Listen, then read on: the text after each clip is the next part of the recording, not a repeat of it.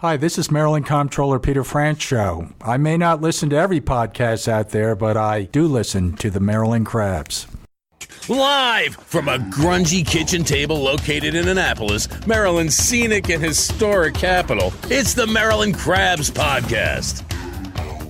With each episode, your hosts, Tim Hamilton, John Fernay, and the occasional guest will dive in and pick apart the stuff that really matters most to you. We're too lazy to actually solve any of these problems, but we can definitely stir the pot. From schools, politics, parking in the fire lane, to those horrible people who drive BMWs.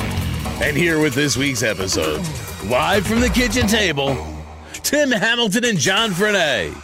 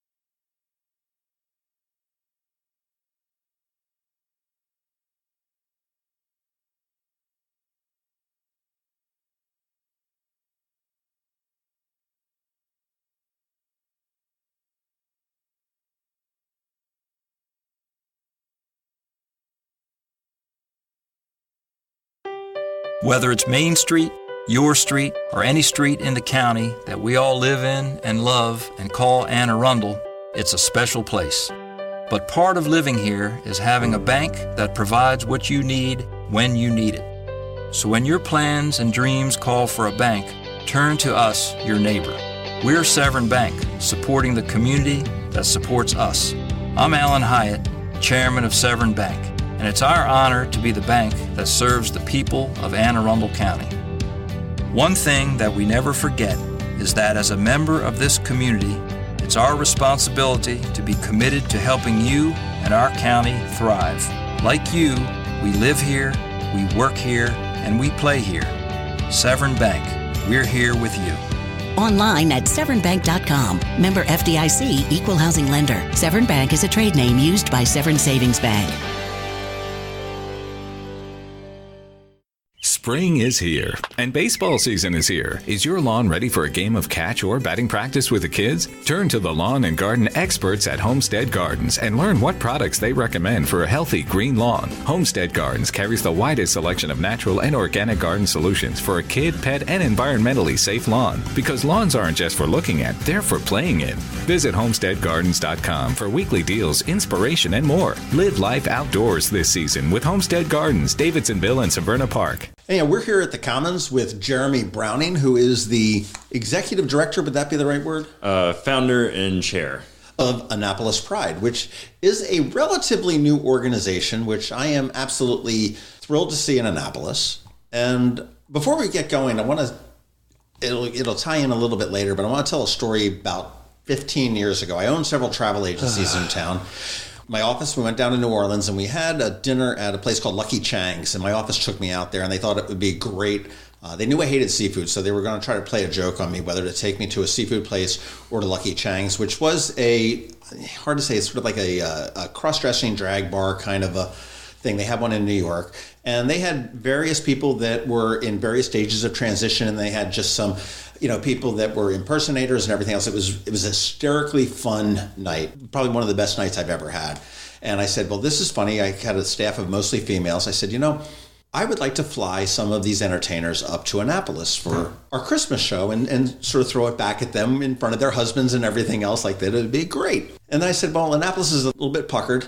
So I said, I'm going to just check with the places that I want to have my Christmas party and just see if they're cool with it. Because I would plan to put them up at the hotel, out on Riva Road or out at the mall. We'd bring them in a car. They would perform their show and, whatever they do. And every place said no. Chart House. I mean, we're talking private rooms, Buddies, Treaty of Paris. And I was like, wow, okay. So I had somewhat of a reputation in town. I didn't want to ruin it or, do anything. And I was like, okay, well, we went to a plan B on that year. But now you fast forward here into, now, and this is amazing that we have drag brunches. They've had 3 or 4 shows at Ram's Head with the drag shows. Annapolis Pride, the mayor is embracing not Annapolis Pride, but it's Pride Week, and there's going to be an Annapolis Pride Parade. There's going to be all sorts of events going out, and a lot of that, most of that, I would venture to say all of that, is attributable to you.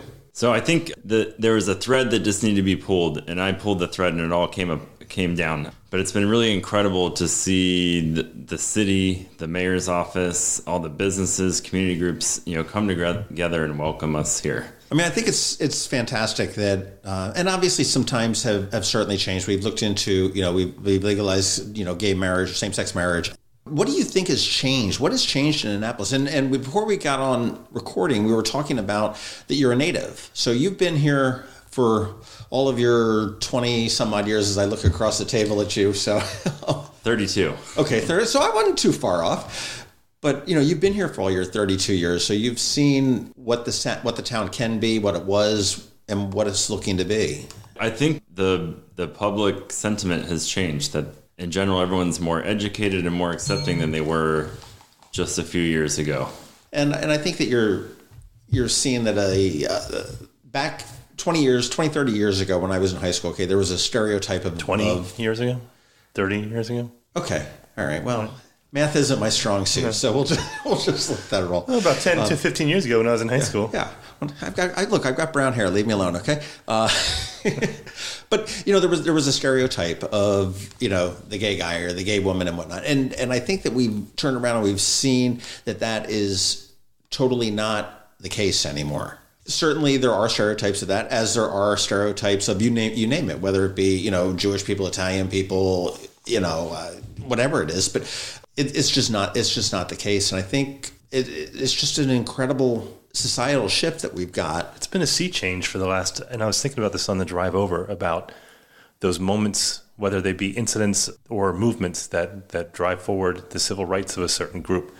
And you think, in African-American culture, it was, the bombing in Selma, and you had Rosa Parks, and you think, in the 1970s was Cesar Chavez with the Great Boycott.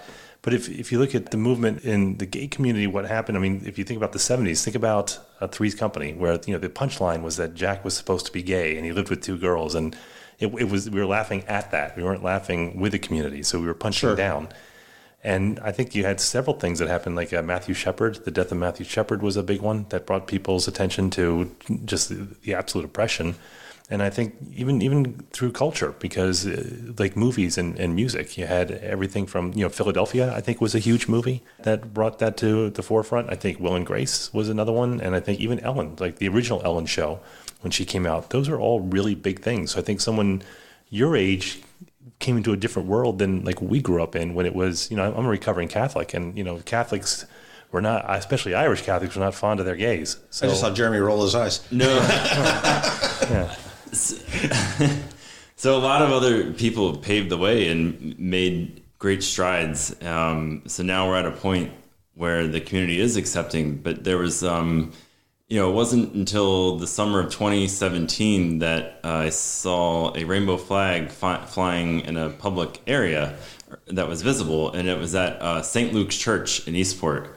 And I said, that's really interesting. Like, it's the first rainbow flag I've seen in Annapolis, and it's at a church. Let's throw that back again. The summer of 2017. So just a few years ago. So we have not hit the summer of 2019 yet. So this is less than 2 years ago. Correct. Is that the same church that had the Black Lives Matter flag that kept getting ripped down? No, St. Luke's is in Eastport. That's the one that's in the little gully that they just did the remediation for the water. And they've been a very accepting church. They've been a great church. They host Cub Scout packs with me, and I know there's a bunch of great people that are in there. But that was the first time you really ever saw an outward. There's the first time I remember ever seeing a rainbow flag in Annapolis. I'm sure there were others, but that was the first one that I saw.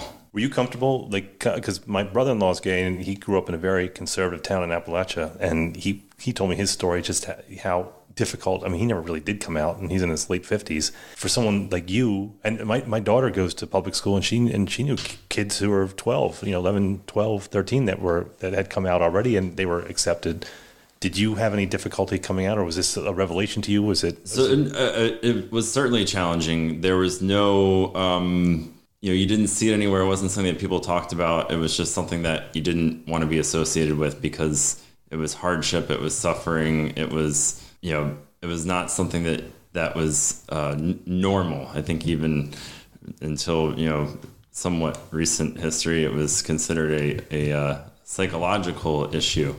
So it was just treated much differently. There was no gay-straight alliances in the schools. There was no, community organizations. And until Annapolis Pride, in Anne Arundel County, there was no visibility, and there's very little visibility. Now, there used to be and I'm going to mess up the name, but it was, I'm going to say Pride Day down at Mayo Beach Park several years ago. I mean, it was an annual thing, and it was a great family event. I had attended a couple different times for there, but that went away. I know that the leadership of that sort of just burned out on doing it, and I get how that happens. Are you taking up from where they left, or is this a totally different organization? This is a totally different organization. I did learn about Chesapeake Pride. That's the name of it. Yep, Chesapeake Pride, but I never knew about it. I never attended. So I think it's in the area, that was the closest thing that we had to a Pride celebration. Right. Now, what was the tipping point to form Annapolis Pride? So I think when I saw the rainbow flag at St. Luke's Church in the summer, it got the wheels turning, and I was thinking, wouldn't it be great if we had more rainbow flags in Annapolis, and that anybody, especially young people that are struggling with their gender or sexuality, they would see that as a sign of hope, and that they're not alone, and that they belong in this community. Acceptance, absolutely. So, and originally it just started as a campaign to just build visibility and community in Annapolis, through the Facebook page, and encouraging businesses and organizations to show their inclusiveness in a public way, because visibility increases safety. Sure, without a doubt. And where do we learn more about Annapolis Pride? We'll plug this a couple times as we're talking about this, but I mean, obviously you've got a Facebook page. You can just search Annapolis Pride. And is there a website? So there is a website. It's a really good one too. AnnapolisPride.org, and we're putting new information up there all the time. We have our events there. There's forms if you want to volunteer or get involved with the parade or festival. But we post a lot on Facebook, so we post all our events there and news. So that's a great way to stay in touch with us. It really is. You're a nonprofit? So we are seeking 501c3 nonprofit status. Currently, we have a nonprofit sponsor, which is Make Your Mark Media. Okay. So we are Make Your Mark Media doing business as Annapolis Pride until we have our own 501c3. So if we throw money at you, it will be tax deductible at this point, but it won't be tax deductible to Annapolis Correct. Pride. It will go through Make Your Mark Media, but donations can be made to Annapolis Pride, and you can receive a tax deductible donation form.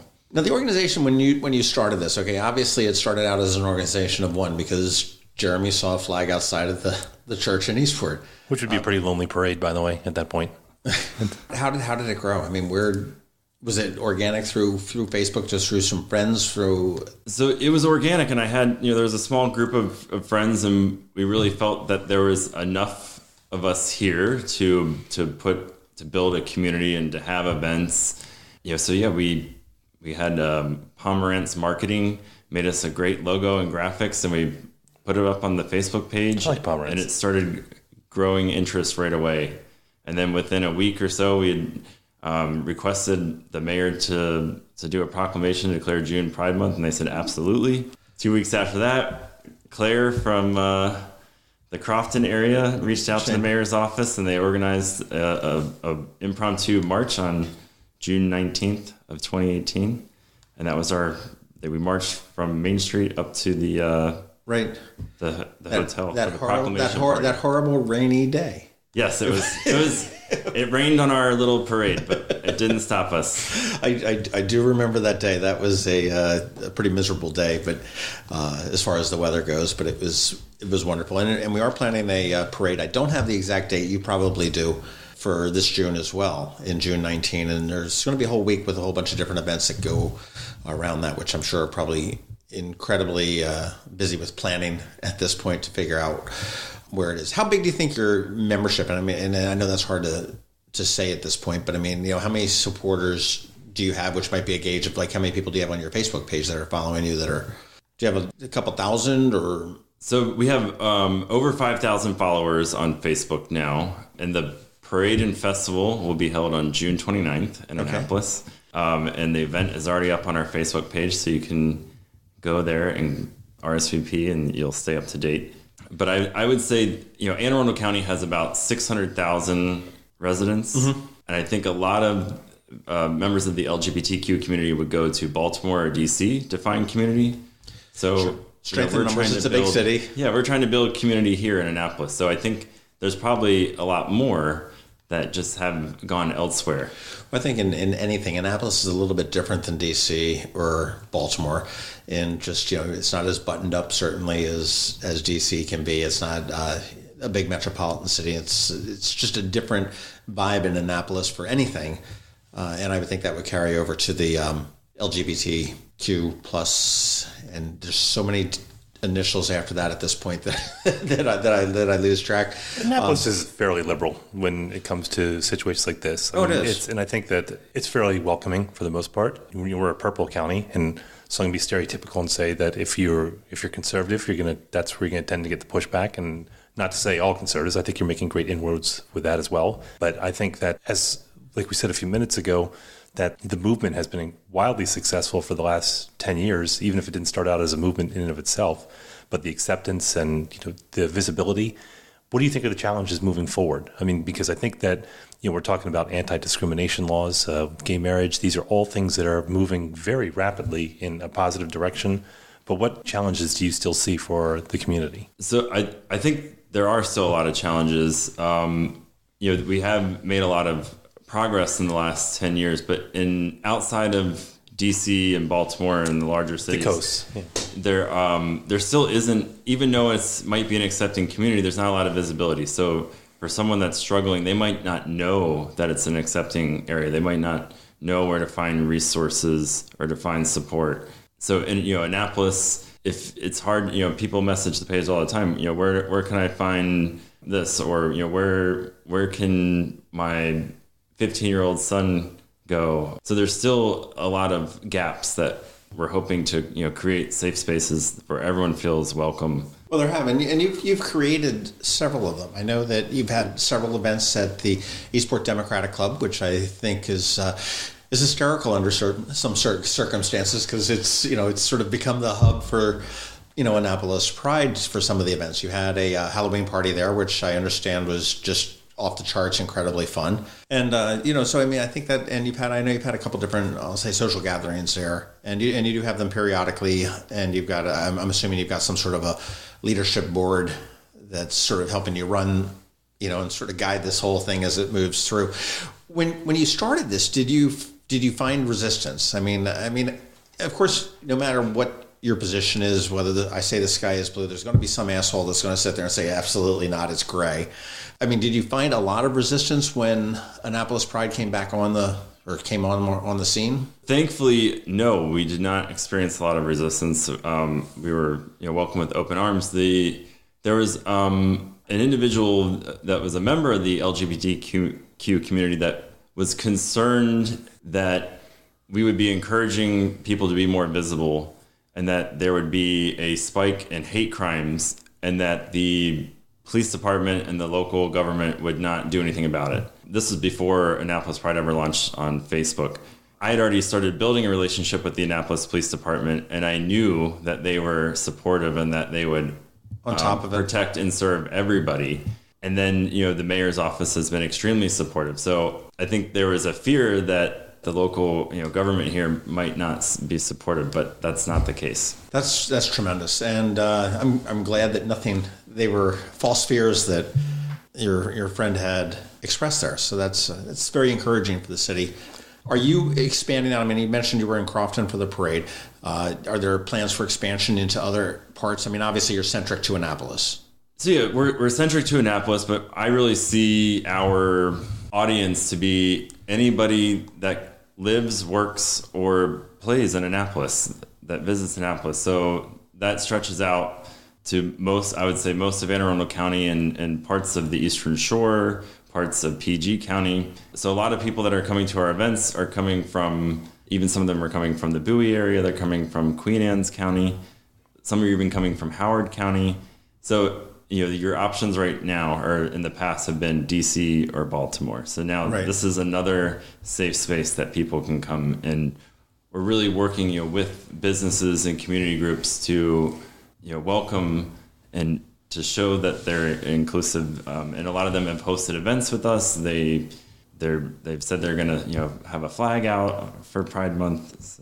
Well, I'll tell you, it's interesting when I owned several travel agencies in a prior life, and one of the organizations that I affiliated with is with the LGBTQ was not around at that point, but Travel Association, and we had received one large account from a travel manager who happened to be gay, and he wanted to deal with people that were there. We weren't a gay travel agency per se. I mean, wasn't a specialty that we did, but we were certainly very friendly and open and accepting of pretty much every lifestyle. And it was funny as you mentioned, seeing the flag in the church, when we had the sticker that we put on the door, we found that we did get a lot of clientele. I mean, it was almost like putting this giant searchlight for like the Annapolis Film Festival, out there.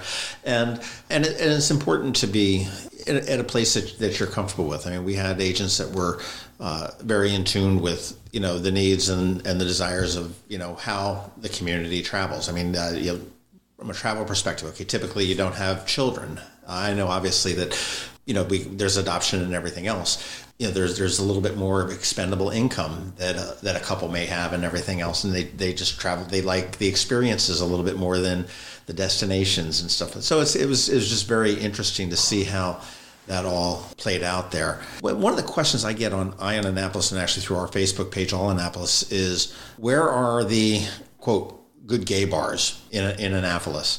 And I can sit there and say that we don't have any quote gay bars in Annapolis. Can I guess? Tsunami? You just nodded. Yeah. Tsunami's been popular for a long time, and before I was of age, I know they had a very popular Wednesday night gathering, and it kind of faded away by the time I was of age. Well, Tsunami also was the one that had they tried to drag brunch way back when for a hot minute that wasn't very well accepted. Oh. And that was probably back in 90. Yeah, right there. That's your problem. 98. But, I don't think we have what we consider a gay bar. I mean, you go into D.C. and there's, a number of them. Into Baltimore there is as well. But we certainly do have a lot of places. Where would somebody feel comfortable eating and drinking, coming from your perspective? I mean, I do recommend Tsunami, and I do recommend Lemongrass. I think that, Preserve is another one down on Main Street. And there's plenty that not that you would feel out of place. I would probably say there may be 2 or 3 that you'd be like, okay, well, I'm not in Kansas anymore. So there's, I would say most of the bars and restaurants are, I would say, allies. The challenge is that, if you're a member of the LGBTQ community and you're looking to socialize with your peers, it's hard to find a place like, where is everybody hanging out? And it's sort of, everyone's dispersed. So I would, like you said, Tsunami is friendly, Metropolitan, Sailor. There's lots of friendly places to go. You're not on the payroll of the Mirror, are you? No. Now they've been the most outwardly, Sailor has a rainbow flag flying all year round. It's not even Pride Month and the rainbow flag's out there. So I'd say it's a good ally establishment. Well, what I'm kind of hearing is that the community is really sort of homogenized into, the LGBT community is really sort of homogenizing into the larger community that, this section of the LGBT community likes Acme because it's rowdy and they, okay, so don't make the, but that brings me up to a question I've always had, because when you look at, if, you're taking a group together, that, community, So whether it be the Black community, the Hispanic community, or Latino community, I think that the LGBTQ community is very similar to the Latino because they're seen as a monolithic group from the outside. So you say the Latino, the Hispanic community in the country, but they're very different. Salvadorians are very different than the Cubans, who are very different than the Mexicans, who are very different than the Dominicans. They have different culture, they have different customs, they have different foods, they have all these things. So when we look at the LGBTQ community who are banded together for acceptance, but internally they have different interests, a gay community within that versus the lesbian community versus the trans community. So to say, do all these segments of the movement, are there any differences between them in so much as the discrimination they face or the goals that they have or even the things that they like? There's certainly a wide spectrum of differences and experiences that people have in the community and different levels of privilege. That's without a doubt. But I think right now there's still a need and a desire to have a dedicated space or gay bar, if you will, in the city. I think there's a lot of people that would be really happy to see that. And, like I said, if you look at the number of people that live outside of or nearby Annapolis and the number of people that drive through Annapolis in the summer to go to the beach, sure.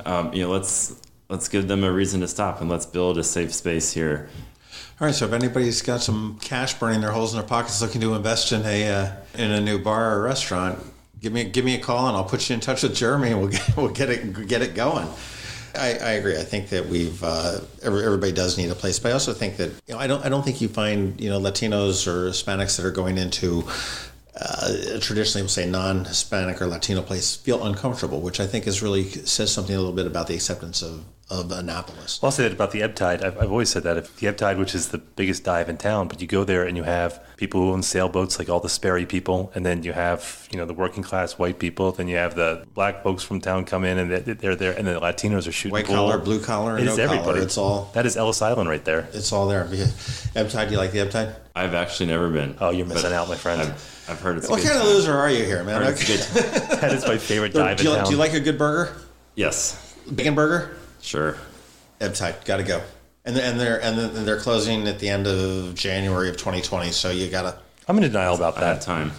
You got some time, but you got to get in there before they close and try one of their burgers. Hey, you know what? If they're closing, that leaves a space right there. That's what we're talking about, right? Ooh, keep the chef. Good point. Yeah. Good point. And they the lease won't let them be anything but a dive bar. Is it really? Yeah, the owners. That's the deal. I've actually been losing sleep about that. And it's I was talking to Ashley yesterday, and she said that it's in there. And what happens if it needs a lot of repair and constant sort of plugging the holes in the walls and everything else. Yeah. And they said that they couldn't level it and build it up without having to build with the new building codes, and that's too expensive to support what the lease is calling for. If you go in the pool room, the slate floor is so bad that you trip the whole way. It's great. I love that place. That just has nothing to do with the consumption of your alcohol? I am actually a good-looking person in that place. It doesn't happen anywhere else but there. Yeah, but I mean that may not be a bad idea. It's a good idea, Tim. I've never had to go somewhere as a straight person and think I never think about my experiences in the terms of being straight or being a white guy. I've never thought about it. I mean, when they talk about privilege, I'm not being super liberal here, but I was just thinking about that. Is that when you think about a gay bar or about a gay cruise or something like that, I've never had to think of any of my experiences in terms of my sexuality. That's got to be something that is when that's your identity. That's being straight's not my identity. Being white's not my identity, but the perception outside is that is. So whereas for I think whether you want it to be or not, especially when you're in a prominent position in founding this group, is that something that ever you're conscious of, or is it something that bothers you, or is it? Absolutely, it's something I'm aware of. So everyone has a level of privilege. So I know that I can walk into any place in Annapolis and no one's going to turn their head, but that's not the case for everybody. So I feel like I need to use my privilege to lift others up and give them a voice where they might not have one. I'll tell you, we did one of my favorite podcasts we did was with, and I don't know whether you may know of him, but Brittany Girldale up in Brooklyn Park. And he is a gay guy that cross-dresses. He said ultimately he would like to, transform, get a sex change into a woman. But he is just, he's got so many problems. I mean, it goes back to abuse when a child and the whole 9 yards. And he's on disability. He dances out on Ritchie Highway and thongs and everything else.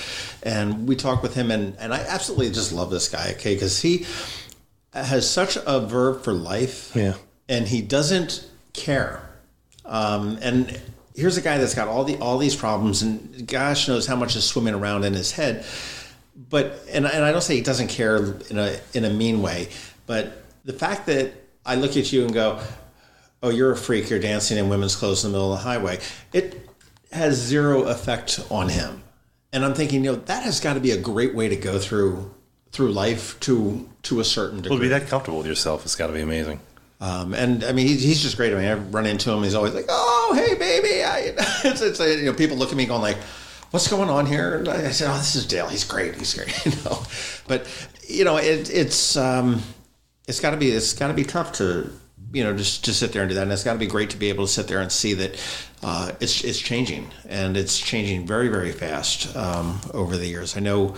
Do you remember Scott Bowling? Mm-hmm. Passed away. Yeah. When Maryland started. I'm trying to remember the timeline, but Maryland at one point recognized same-sex marriage, but you couldn't get married in Maryland. So he and his husband were married in D.C., and they were first in line on the first day to get recognized as a same-sex couple in Maryland. So he's got certificate number 1, if you will, to do that. And then they had another local wedding when they ultimately were able to legalize it here, a second pseudo wedding with a reception and everything else. And it was just such an important part. I mean, I think you sit there and you look at what we've changed. But let's think about what happened to him before he died. Is that he was running... he was running for political office in Ward 3, and there were ugly, just hideous flyers that were put out. Hide your wife, or hide your husband, hide your children. Everyone knew who did it, and everyone knew who was involved in that. This is a gay guy, and he's hunting your children. And it was horrible. And I mean, there was a little bit of an FBI investigation and everything else that went in there. Which is ridiculous because, again, we all knew who it was, and no one says it out loud, but everyone knows who that was. And there were people who are still in office now who knew about it. And they pretended they didn't, and everyone knows that. That's the whole all's fair in politics. And, look what's happening to Cory Booker right now. I mean, Cory Booker, he's running for president, and there's the rumors out there, and people say ugly rumors going that he's gay. I don't know if he is or not, but when you say it's ugly, is it ugly? I mean, but when you hold it over someone's head. So we think we have moved forward a lot, but I think that you still have the issues that are lingering there, especially with, my father-in-law just passed away, and he's a great guy. I love him to death, but he's a generation that he couldn't wrap his head around people being gay or lesbian, let alone trans. I mean, that for him was just too much. I think for the older generations, you're just not going to be able to do it. It's just time. It is. I know I've got a good friend of mine that is probably approaching 60 and was married and has a couple kids, was divorced, has realized for a good long time, probably a lot longer than he remembers that he remembers it, that he was gay. And just recently he came out. I keep joking with him that his next Christmas present is going to be the coming out tour with the dates and the people that he did. But coming, and he said it was the most liberating thing to do, to be able to do that, to tell the ex-wife, absolutely terrifying to tell your kids, who were the most accepting of everybody, the good friend from college that was that I sat there and pulled the old macho, the gays and the fags, and all of that it was just the most accepting, liberating thing, and I have never seen him happier in his life in the last 2 years than he's continued on his coming out tour. When he sees people, we went to a high school reunion, and it was like, hey, this is me, and everyone's like, this is great. How old were you? Do you mind asking? I was 22 when I came out, and I was still finishing school. But did you always know? Yeah, I always knew. And what I feel that people don't tell you when you come out is that you have to come out over and over and over again. So because I was still... You get sick of it? You have like a script? They don't have that section of the classifieds in the Capitol. I mean, my comfort with it changed based on the group or the circumstances. So each semester you had 5 new classes and a whole bunch of new people, and it was like, oh, okay, so now I get to come out all over again. And in some cases I never did because it wasn't really relevant, but your comfort level is... Yeah, again, because I've never had to tell anyone, again, we're talking about that, I've never had to go, by the way, I'm straight, just so you know. I would never introduce myself, go, well, I work here, my family, and I'm straight, just so you know. But that's something expected out of the LBGTQ community. Not necessarily. I mean, now I don't even think about it. You come out without saying I'm gay. You come out by just being yourself. Their actions and saying, it comes out in conversation because you're saying I'm going with my partner to go see his parents. Or, you just don't even think about it. Right. When I talk about the podcast, I said something once. I said, well, I'm working with my partner on this podcast. And I didn't realize till a week later, I'm like, oh, she thinks I'm gay. Yeah. I mean, I can do so much better than John. The code words. It's funny. I think that a lot of people are getting, colorblind to black or white. You don't really see it and everything else. Well, some people do and some people don't. I mean, it was funny. I went to, do you ever go to any of the gay bars in D.C.? I haven't been in a while. Okay, Nelly's? Of course, Nelly's. Okay. Is that notorious? It's a fun bar. It's a fun sports bar, and if Nelly's wants to open one here, we'd be really happy. Well, my daughter was at a show at the 930 Club, and it was some god-awful band that I didn't want to see. So I said, okay, well, I'll just go and have dinner and drinks and whatnot. And I walked, as a straight guy, I walked into Nelly's. I sat down, and I was like texting or tweeting somebody that I was there, and I totally didn't recognize. And then somebody says, so why are you in like this gay bar? And I'm like, I'm looking around. I'm like, oh, how about that? Yeah, it's all, I had no clue. One of the best bars, frankly. And it was great. I mean, it had a very good burger.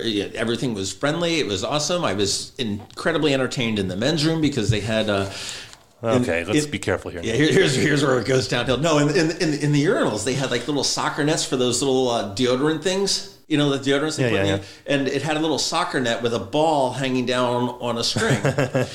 So as any guy knows, when there's something floating around in the toilet, you take a name for it. Hey, thanks for coming on the podcast, by the way. I'm sure probably turned around and cut down their maintenance costs and their cleaning costs incredibly. Yeah, the room got awfully quiet with my urinal talk. So okay. All right. But yeah, I mean, I think that I think people are starting to get colorblind, and as you said, I mean, there's no need to come out. I mean, that's hi, my name is Jeremy Browning, CPA, or whatever is fine. I mean, there's no reason to put that out. I mean, I don't care. I mean, if I've got an interest in you romantically, then that's a conversation we need to have, but not. In day-to-day conversation. I mean, what's it matter? So what do you see with the future of this? So you have your first parade coming up. Well, break down the parade. Second parade. Second. I'm sorry. What are we going to be taught? What's the parade? I didn't go last year because it was raining. So I guess last year was a march. So this will be our first official LGBTQ Pride Parade. So it's not as aggressive as because marches mean you're going up there with gritted teeth, and this one you're like, all right, we're more laid back. I guess I see what you're saying. So this is a celebration. This June actually marks the 50th anniversary of the Stonewall riots that occurred in New York City, which was many people consider as the beginning of the gay rights movement or the LGBTQ rights movement. So this is well, hold on. Let's take this quick because I just learned about them last year. I'd never heard about that. Tell us about that. So there was a gay bar in the West Village called the Stonewall Inn, and they were being repeatedly harassed and discriminated against and beaten up by the police. And this was an uprising to say, hey, look, we're here and we deserve to be here. And we're not going to take this anymore. So that was the beginning of the, what many consider as the beginning of the LGBTQ rights movement. And that was 50 years ago in June. So we have we've come a long way since then. So it's a time to celebrate. It's a time to reflect on where we still need to go. For Annapolis, because it's the first time, it's an opportunity for us to connect with the rest of the community and say, hey, we're here, we're your neighbors, we're your friends, we're your family. Please come out and support us. One thing that, and you talk about the supporters, it's not necessarily, when you have the parade, it's not going to be a bunch of, necessarily, gay men and women or trans men and women and everything else. It's the supporters. And again, you look at your families and whatnot, I'm constantly amazed at today's youth as how accepting. I know my girlfriend has a daughter, and she has a friend that was, transitioning or trying to figure out, what was, and the question is, well, and it had a human name. It was like an animal name. It was like, okay, like cheetah. So is cheetah a man or a boy or a girl? And the answer was, well, what's it matter? And it really got us thinking. It's like, wow, okay, valid point from a 17-year-old. And I think that's great that you sit there and see that. I think there obviously are some problems in high schools and whatnot, but I think it's getting a lot better, a lot more accepting than it was. And I think that's good. I think the high schools now have adopted the I don't want to script the name, but Global Citizen curriculum that they tested up at Arundel High, which is now going to be required of every freshman coming in starting next year. And it's more acceptance and inclusion of everybody, and that goes into There's pushback to that too. Mm-hmm. You saw that a little bit. There's a flyer saying that it's trying to indoctrinate into that left wing Main Street media agenda, but and everybody that's been through the program up at Arundel High and the people that have seen it have all said no, it's great. And it's not necessarily about any kind of an agenda, and it's just something I think it's a message that needs to be reinforced, and hopefully they'll get rid of the program in 4 years because it will have been so successful, and we're beyond that. Right now we're living in a very weird time where vitriol and insults are de rigueur, certainly on Twitter. And it's showing, and I think it's time that we do something with that. How many people do you expect in the parade? I have no idea. I hope a whole bunch. What's it cost to be in the parade? So for nonprofits, it's $75, and for business, okay, we haven't made a profit yet, have we, Tim? No.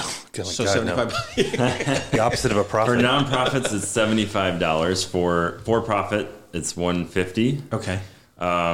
There's opportunities to sponsor the parade and festival starting at $500. So for $500, you get either the parade or festival. For $1,000, you can have both. And then there's some other levels beyond that. Okay. What's the festival going to entail? Do you know? So it's going to be similar in scope to the First Sunday Arts Festival. Okay. So we'll have some vendors and exhibitors that support the LGBTQ community. We'll have hopefully some entertainment mixed in there. And where it'll be down at City Dock? It'll be on West Street. Okay, so then what's your parade route going to be? So we haven't submitted our permits with the city, but it looks like it will be from the West End to Calvert Street. And that's pretty much similar to the Labor Day Parade or Memorial Day Parade, where it just sort of comes down and takes a left on Calvert Street and disappears into the... Yep, and then the festival will be right there. So the parade will finish where the festival on the first block of West Street. Yep, all on the same day. Free to attend? Free to attend. What band would you like to have play? Who are your bands? Who are the bands that Jeremy Browning likes? I couldn't tell you. I have... No? That's not my specialty. Fair. I hope we have a great variety of entertainment of local artists, from the community. I think that would be wonderful. And I don't think you're going to have a problem with that. I think it's certainly the arts community that's here in Annapolis is very supportive of that and everything else. So, well, I'll tell you what. I think everybody needs to go check out AnnapolisPride.org. Find them on Facebook. Find out all the stuff that they're up to, and it's only going to grow. Which is really kind of neat. And I think that one of the things that drew me to Annapolis way back when was its inclusivity and its casualness of everything. And I think that you've gone a long way to lead that on another group of people that need to be included in any number of different ways. Jeremy did bring us some Annapolis Pride magnets to go on the back of the car, and I'll put mine on a little bit later on today. But I am an incredible supporter of bringing this in. I thank you for spearheading it and doing it. I think your insight is invaluable. I think well on your way to resurrecting what was the remnants, I guess, of Chesapeake Pride.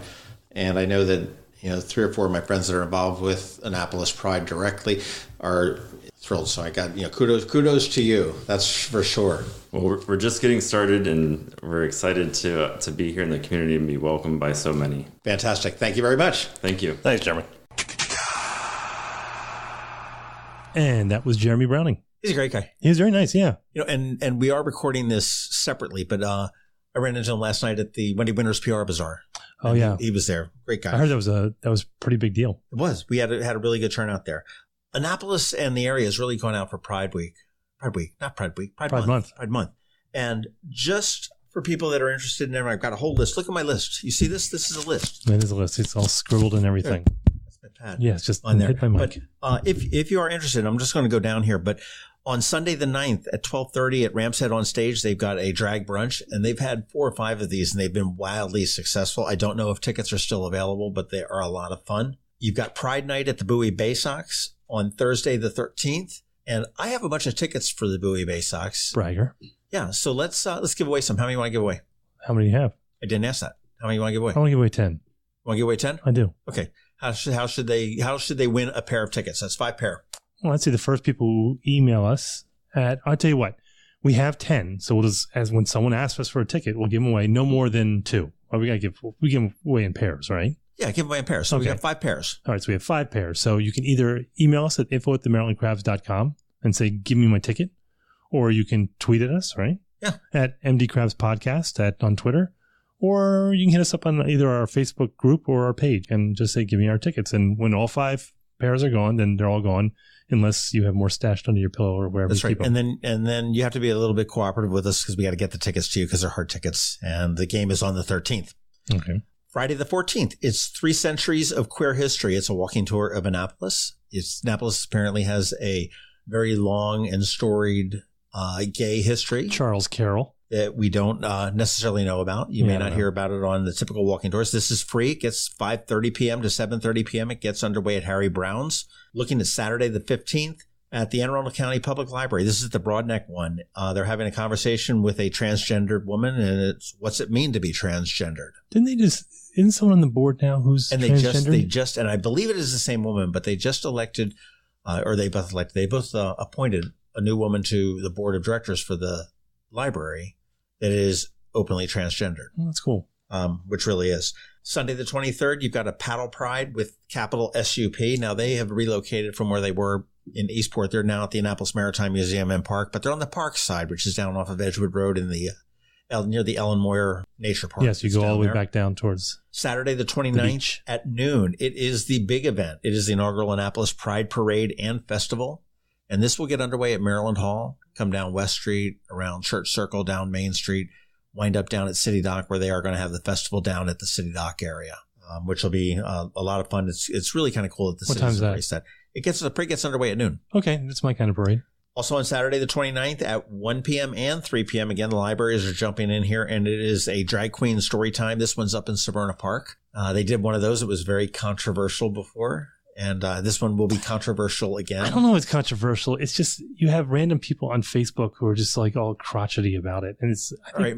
Here's my take on this. And I got into this with somebody not too long ago. I said, oh my gosh, I don't want my kids exposed to that. Great. No. Awesome. Okay. Did you take the kids to a story time at the library and all of a sudden out pops a drag queen? No, you didn't. It was advertised as a drag queen story time. So, I mean, it's not like they're surprising anybody on this. I would be a little surprised if I went. I mean, I would be pleasantly surprised if I went and a drag queen popped out suddenly. I go, it's a drag queen. And you scared me. Yeah. Let's read me my story. But they've got 2 of them at 1 p.m. and 3 p.m. at the Severna Park Library, a drag queen story time with the Anne Arundel County Public Libraries. And not specifically with Pride Month, but on the 30th, the city is going to be doing their 3rd annual color run, which are a lot of fun. It's a 5K. Sort of a 5K around. I forgot about that. Gets underway at 9 a.m.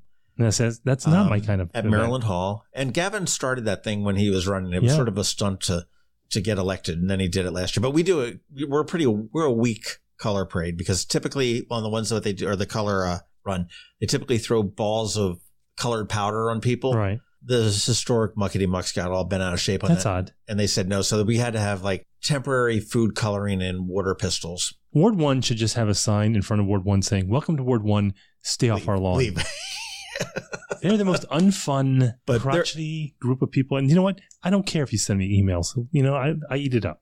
It cranks. Well, I'll tell you can find all these events as well as a couple more that I didn't mention on the Annapolis Pride Facebook page. I do recommend that you go there, give them a like, check out what they're doing. They have weekly events going on, a lot smaller. So if you want to support our LGBTQ ? You're getting better at that.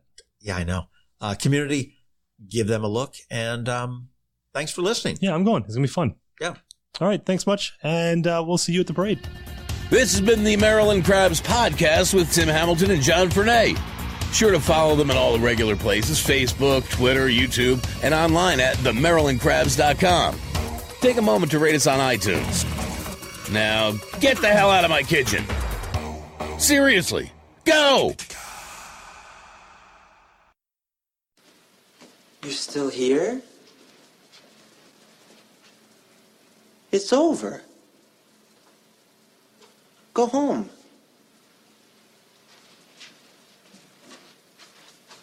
Go.